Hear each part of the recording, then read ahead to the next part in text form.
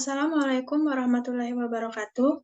Di sini saya akan mempresentasikan hasil kerja saya mengenai materi-materi pada mata kuliah Dasar-Dasar Sains dan Teknologi.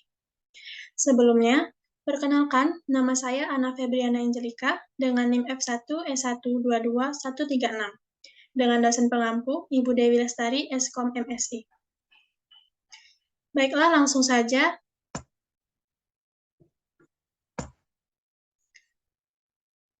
Pembahasan yang pertama yang saya akan bahas adalah 4 macam pengetahuan. Nah, menurut Burhanuddin Salam, 4 macam pengetahuan itu adalah 1. Pengetahuan biasa, yang merupakan pengetahuan tentang hal-hal biasa ataupun pemahaman manusia mengenai suatu objek. Yang kedua adalah pengetahuan ilmiah, yang merupakan ilmu atau sains yang memperoleh pengetahuannya dengan metode tertentu. Yang ketiga adalah pengetahuan filsafat, yang merupakan pengetahuan yang diperoleh dari pemikiran yang bersifat kontemplatif dan spekulatif. Dan yang terakhir adalah pengetahuan agama, yang merupakan pengetahuan yang diperoleh dari Tuhan melalui utusannya. Selanjutnya adalah pengetahuan dan kesadaran. Pertama, pengetahuan. Pengetahuan adalah informasi yang didapat untuk memperoleh pemahaman, pembelajaran, dan pengalaman. Nah, pengetahuan ini dibagi menjadi beberapa jenis, yaitu pengetahuan langsung, pengetahuan tak langsung, pengetahuan indrawi, pengetahuan konseptual, pengetahuan partikular, dan pengetahuan universal. Selanjutnya kesadaran, yang merupakan suatu tingkat kesiagaan individu pada saat ini terhadap stimulus internal dan eksternal.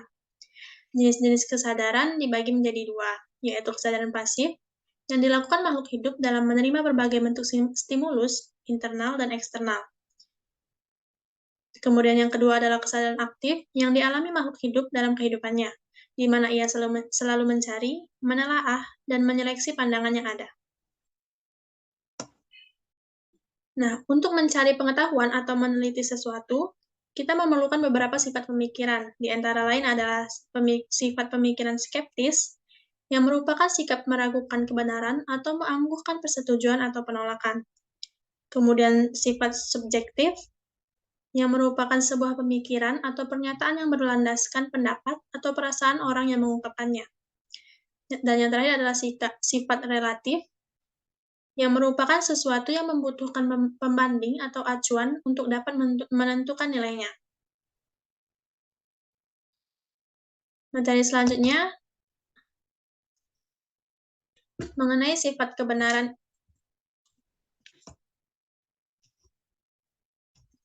Materi selanjutnya mengenai sifat kebenaran ilmiah dan presisi.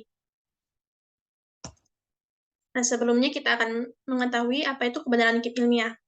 Nah, kebenaran ilmiah ini terdiri dari 2 kata. Yang pertama adalah kebenaran, dan kedua adalah ilmiah.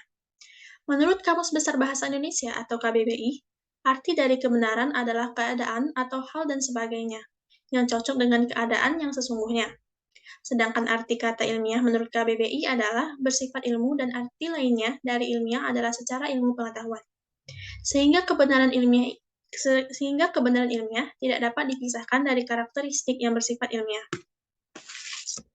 Dari pengertian kebenaran ilmiah tersebut dapat disimpulkan bahwa kebenaran ilmiah itu dapat diaktualisasikan atau dimanifestasikan dalam pengetahuan ilmiah.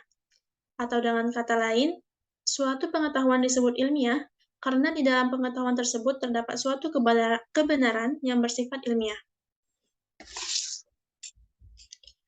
Selanjutnya, teori-teori kebenaran meliputi teori koherensi atau konsistensi, teori korespondensis, teori pragmatis, teori performatif, teori konsensus, teori kebenaran sintaksis, teori kebenaran semantis, teori kebenaran non-deskripsi, teori kebenaran logik, dan agama sebagai teori kebenaran. Adapun sifat-sifat kebenaran ilmiah meliputi rasional logis, atau kebenaran ilmiah selalu dicapai berdasarkan kesimpulan yang logis dan rasional dari proposisi atau premis-premis tertentu. Selanjutnya empiris, yang berarti bagaimanapun juga kebenaran ilmiah perlu diuji dengan kenyataan yang ada. Dan terakhir adalah pragmatis, yang berarti dapat menggabungkan kedua sifat kebenaran. Selanjutnya pengertian presisi. Presisi dalam KBBI memiliki arti ketepatan, ketelitian, yang mana sifat kebenaran ilmiah ini harus tepat dan juga teliti, dan sebelumnya sudah melakukan pencarian, penelitian terkait apa yang terjadi, apa yang dicari. Pembahasan selanjutnya mengenai hukum ilmiah. Sebelumnya saya akan menjelaskan apa itu hukum ilmiah dan teori ilmiah. Hukum ilmiah adalah perkembangan lebih lanjut dari hipotesis, yang mengungkapkan hubungan sebab akibat antara peristiwa yang satu dengan yang lainnya. Sedangkan teori ilmiah merupakan sebuah kumpulan pernyataan yang saling berhubungan dan didukung dengan baik, menjelaskan berbagai pengamatan, dan dapat digunakan untuk membuat prediksi yang dapat diuji. Nah, ciri-ciri teori ilmiah menurut Bill Newton Smith adalah observational nesting, fertility, track record, inter-theory support, smoothness, internal consistency, compatibility with well-grounded metaphysical beliefs, dan simplicity. Selanjutnya, proses terbentuknya hukum ilmiah. Dilihat melalui garis historis, hukum sains dapat diilhami berdasarkan suatu percobaan secara ilmiah. Tetapi dalam kepastiannya, hukum tidak sama dengan hipotesis. Hipotesis merupakan langkah menuju dirumuskannya teori dan hukum. Tidak ada hukum yang terlahir secara tiba-tiba tanpa adanya hukum lain yang mendukungnya. Ada juga hukum tersebut dibuat atas dasar pemikiran yang kritis, atau bisa juga dengan suatu keadaan yang sekedar tidak sengaja. Terakhir adalah teori dan hukum ilmiah. Hukum dengan filsafat hukum, ilmu hukum, hukum normatif, dan hukum positif. Ada yang menyamakan antara filsafat hukum dengan teori hukum. Menurut Imre Lakatos, teori adalah hasil pemikiran yang tidak akan musnah dan hilang begitu saja. Pada dasarnya merupakan keanekaragaman dalam sebuah penelitian. Nah, teori itu di sini berisi memahkotai sistem, terdiri atas hukum-hukum ilmiah, pernyataan-pernyataan umum yang memuat hubungan antara fakta atau gejala, dan berfungsi untuk memberi eksplanasi, prediksi, dan pemahaman terhadap berbagai fakta atau gejala.